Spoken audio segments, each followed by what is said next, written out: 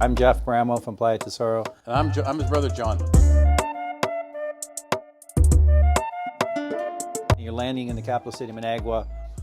From getting off the plane and getting through customs, it can take you anywhere from 15 minutes to half an hour, depending on how the processing goes. Exactly. But once you set your foot on the ground outside the airport, which is a very nice airport, by the way, Yeah, not big, nice. but it's a very nice airport.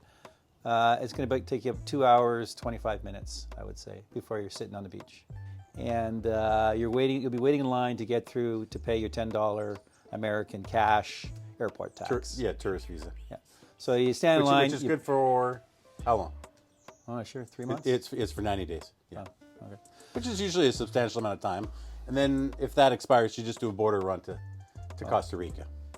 Okay, and they give you a little white piece of paper. Hang on to that. And sometimes they ask for it when you're leaving. So actually, hang on to this white piece of paper that's stamped. Absolutely. Nicaragua was big on the little pieces of paper. So always keep your little pieces of paper because they come up later. Yeah. And then you get through there and you get the baggage carousel and you pick up your bags. And then there's about 5 duty frees there where I always buy my rum because the airport quality is better than the stuff in the grocery stores. It's a pretty small airport, so it all happens pretty quick.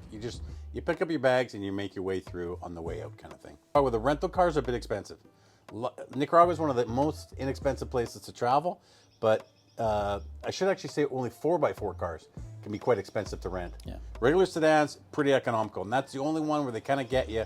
So if you're going to come, book your 4x4 in particular in advance, because you get a lot of savings as opposed to just showing up. Okay, so now you're outside the airport, you're on the street, and literally there's a hotel right across the street. So if you're late, like my flight tomorrow, I get in at midnight, I'm just going to go walk across the street. You don't need a taxi, you don't need anybody at all. You just walk across the street. There's a Best Western Las Mercedes across the street. Which is pretty reasonable. Nice bar, nice pool. Good breakfast, nice pool.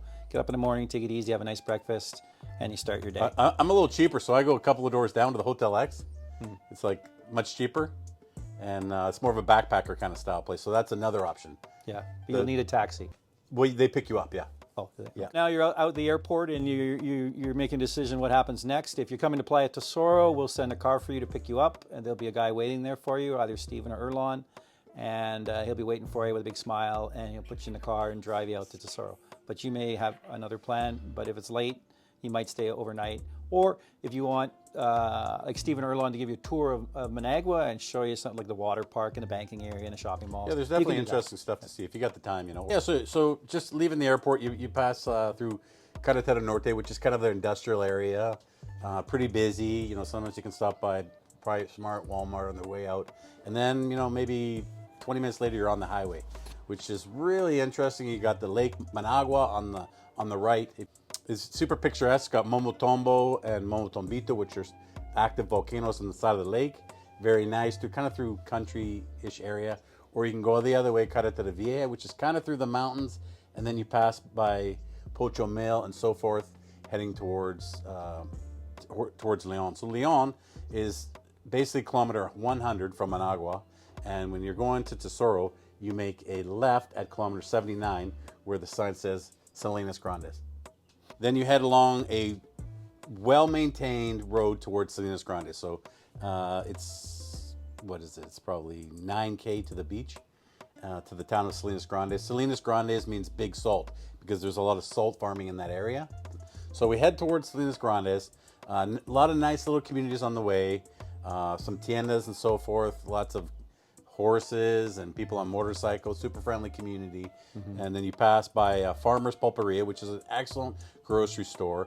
It's actually a cooperativa run by the community, and they just keep expanding it. They're doing such a great job. It's super well organized. They keep expanding what they have, and then about a year ago they added a hardware store, which is actually pretty decent too. So that's a kilometer 5 as you're heading off the highway, and then a kilometer 8.5 you make a left at a white tombstone that's all labeled Playa Tesoro, and then you head towards the beach. You cross over the salt flats, you cross over a bridge. Again, there's these signs for you, tombstone signs, which is what kind of our own invention, hey, that we make these kind of cool tombstones so you can follow the way. And then then you cross over the bridge. You're on our island, which is now a peninsula, and then you just follow your way down the peninsula following the signs, and you end up at Playa Tesoro, at our rancho and our restaurant in the middle of of our fenced area with a bunch of cabañas. What do we have? 6 houses, bar, restaurant, mirador, the main kind of community of Playa Tesoro.